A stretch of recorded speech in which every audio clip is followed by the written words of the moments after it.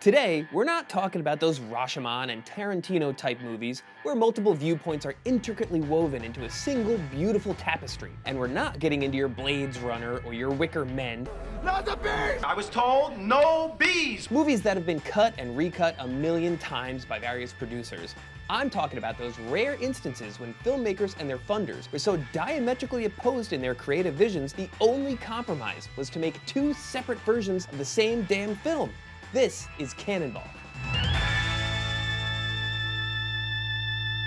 The Army bans their own documentary and makes a new one. In the midst of World War II, the United States Army paid captain and filmmaker John Huston to make 3 movies about how great things were going. The first one he made was about badass American warriors preparing for battle, and the Army loved it. The second one was about an epic failure of American intelligence that got a whole bunch of people killed. Smiling through gritted teeth, the Army thanked him for his service and then turned around and forbade new recruits from watching it. Huston's third film, Let There Be Light, was even more of a PR disaster. It chronicled the mental and emotional price paid by American soldiers, featuring interviews with combat vets suffering from PTSD. Unable to cluster bomb their way out of this snafu, they put on their thinking caps. Don't worry, they banned this one also. But they decided to make their own version to replace it. It's like if Taylor's version was about how cool it is to do murder on foreign soil. Their new film was called Shades of Grey, ironically with a nearly all-white cast. Let There Be Light featured soldiers of color giving their testimony in a therapy setting. To be perfectly honest with you, I'm very much in love with my sweetheart.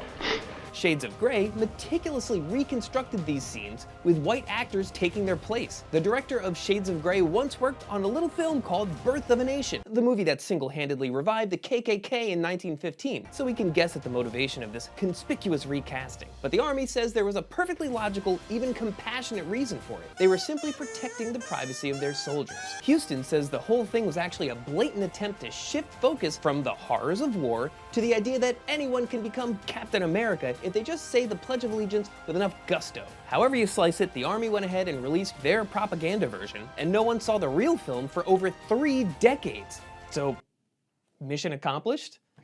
British Airways scrubs a competitor from their in-flight movies. During the making of 2006's Casino Royale, the studio was looking for an airline to chuck them a few bushels of cash in exchange for some product placement. Contract or no, I will not bow to any sponsor. They were in talks with both British Airways and Virgin Atlantic, and for some unknown, probably sexy reason, they went with Virgin. The CEO of British Airways, presumably, sat back in his oversized chair, drummed his fingers together, sent away his minions in a violent outburst, and vowed to exact his revenge. But how to do it? Subterfuge? Spycraft? The threat of nuclear annihilation? No, even crueler, British Airways lightly edited the film.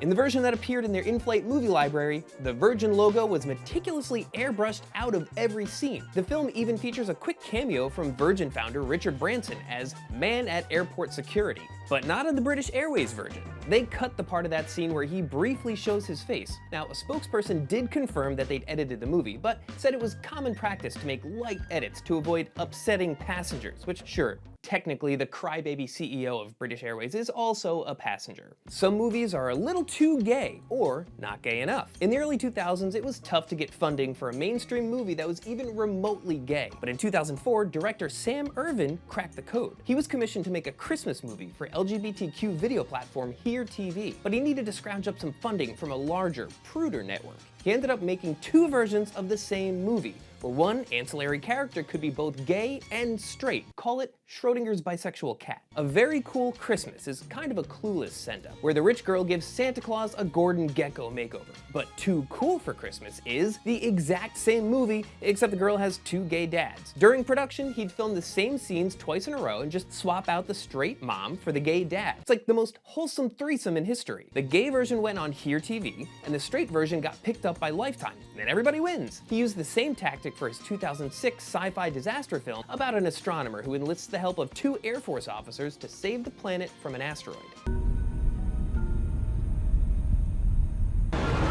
In Force of Impact, the officers were straight. In Deadly Skies, they had 2 quick scenes where they romp around under the covers a little bit. Filmmaker Brian Trenchard Smith used the same play for his 2006 war thriller about a US submarine that gets attacked by North Korea. In Tides of War, the captain of the sub smooches his executive officer. In USS Poseidon, Phantom Below, nobody smooches nothing. By most accounts, none of these films are destined for the Criterion Collection, but reviewers do agree that they whipped ass at one thing: presenting compelling characters in a wide range of genres who just happen to be gay. It doesn't determine their personalities or their stories, it's just a simple fact of the characters. So, were these alternate versions worth making? Are they worth watching? I don't have time to think about this stuff. I have to go finish my rewrite of the early 20th century classic, The Great Train Robbery, wherein the train is bisexual. Thanks for watching this episode of CanonBall. I've been Jesse. Don't forget to like and subscribe, and let us know in the comments which classic films you think could stand to be just a little bit gayer.